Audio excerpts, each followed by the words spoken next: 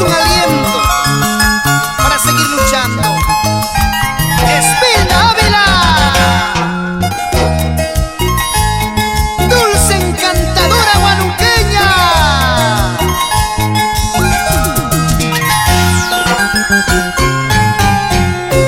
Cada vez que discutimos,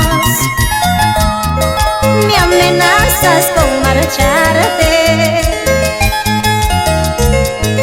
Hasta listas tus maletas y nunca tú te has marchado. ¿Crees que voy a llorar porque dices que te vas? ¿Crees que voy a sufrir si me dejas por otro amor? Me cansé de tus actitudes, me cansé de tu proceder.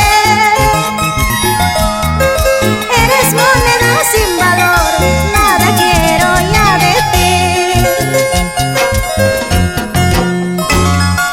Siempre me amenazas que te vas y nunca te has ido tú. No lloro porque te vas, sino porque todavía no te has ido.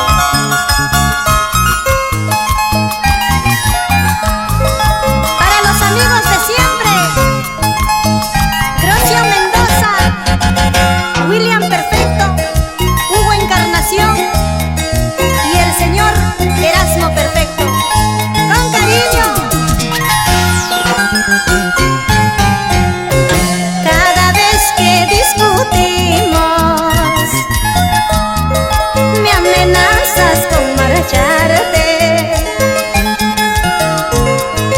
Hasta listas tus maletas y nunca tú te has marchado. ¿Crees que voy a llorar porque dices que te vas?